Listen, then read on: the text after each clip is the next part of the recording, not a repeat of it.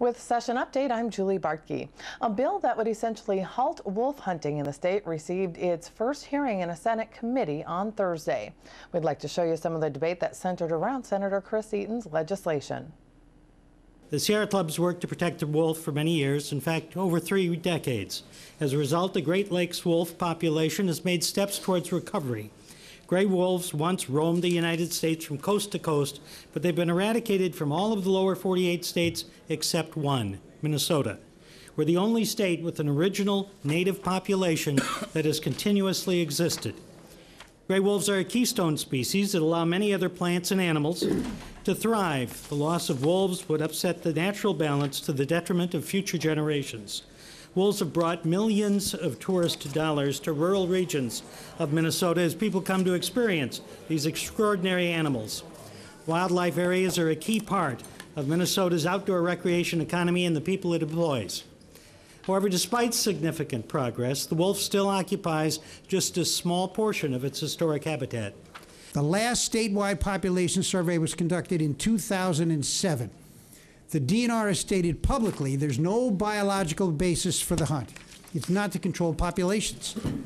And we don't eat wolves, of course. There's only one reason for a wolf hunt, and that's sport, trophies, recreational killing. No more, no less. Wolves that kill livestock are being trapped by the USDA and the DNR. We have no objection to that. We haven't raised any questions about that. So for far too long, we as Native people have been denied the opportunity to voice, to have a voice. And what we're saying to you today is that Maingan, the wolf, is very sacred to us. It has a historic role and also a role in our lives today. Having access to these animals that were here pre-European contact is really important to us. We have learned to act as family units through teachings from the wolf. This was learned through observation long, long ago.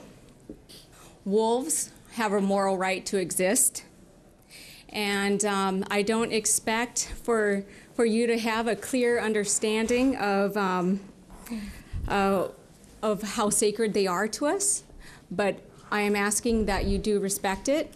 All Ojibwe nations here in Minnesota have declared their territories as wolf sanctuaries. However, in 2001, it was expected that the wolves would soon be delisted as their numbers were growing and well above goal levels.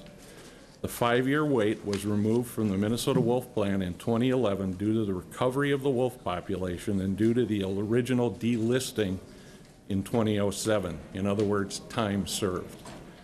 Wolf research and management professionals agree that Minnesota's wolf season does not threaten nor have any detrimental effects upon Minnesota's wolf population. Biologically, at least 1/3 of the wolf population can be removed each year without jeopardizing the overall population. Wolves are a renewable resource. Like any resource, they need to be managed. Hunting can and should be a continuing part of the wolf management plan. The Minnesota Trappers Association supports a long-term viable population of wolves in the state. It's very important to trappers that that continues to exist.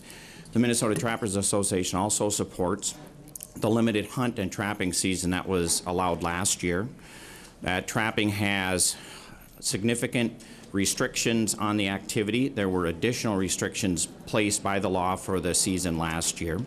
The Trappers Association also asked for legislation in 2008 that would require that new trappers would be certified before they could purchase a trapping license.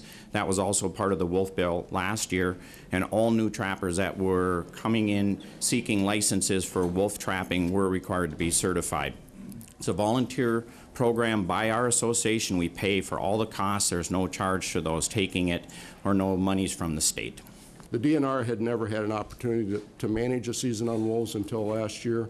It was the most closely and intensively managed season that we've ever had on any species. We had literally daily monitoring of harvest, and we were closing areas based on daily harvest totals. We've never done that for any other species.